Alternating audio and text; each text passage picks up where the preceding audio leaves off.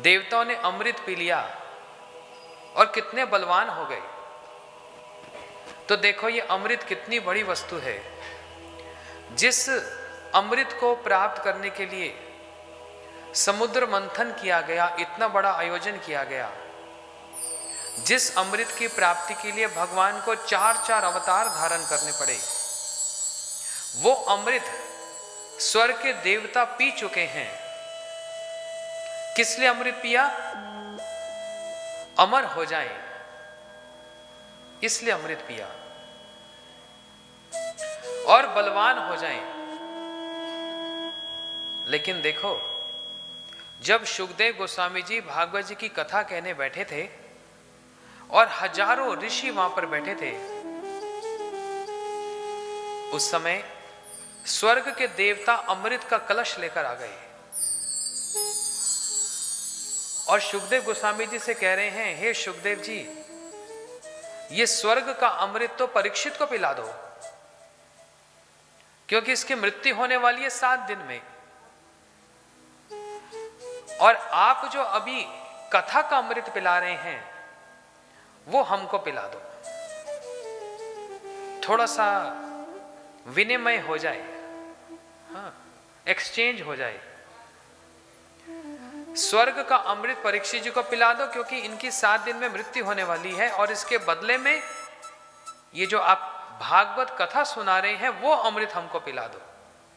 अब इससे पता लग गया कि स्वर्ग का अमृत बड़ा है कि भागवत कथा अमृत बड़ा है। कौन सा बड़ा है?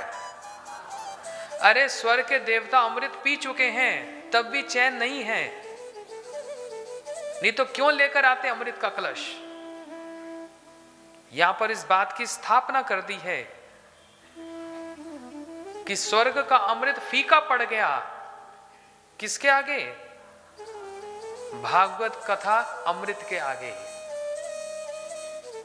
क्योंकि स्वर्ग का अमृत पीकर भी मृत्यु है, और जिसने भागवत कथा अमृत पी लिया उसकी मृत्यु तो है ही नहीं। शुकदेव गोस्वामी जी ने परीक्षित से कह दिया, परीक्षित, ये पशु बुद्धि है। यदि कोई ये सोचता है कि मैं मर जाऊंगा कि मर गया हूं, ये पशु बुद्धि का त्याग करना पड़ेगा, क्योंकि यहीं से अध्यात्म आरंभ होता है।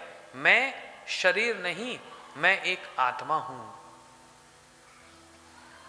तो ये पशु बुद्धि है। लेकिन शुकदेव गोस्वामी जी ने उस अमृत को स्वीकार किया नहीं, देवताओं की हंसी उड़ा दी। अरे जाओ जाओ, रखो अमृत अपने पास। ये शुकदेव गोस्वामी जी को अच्छा नहीं लगा। अरे भागवत सुनने में सबका अधिकार है। एक प्रेत योनि में पड़ा हुआ धुंधकारी भी भागवत सुनकर वैकुंठ की प्राप्ति कर सकता है।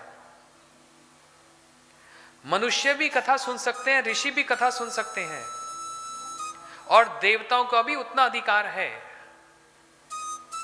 परंतु कोई बदला करके कोई किसी विनिमय में कथा सुनना चाहे, ये तो किसी भी वक्ता को प्रिय नहीं लगेगा। ये शुकदेव जी को भी प्रिय नहीं लगा कि मुझको लालच देकर ये कथा सुनना चाह रहे हैं, ये लोभ देकर। इससे पता लग गया शुकदेव गोस्वामी जी का वैराग्य कैसा है। स्वर्ग के अमृत को भी तिरस्कृत कर दिया।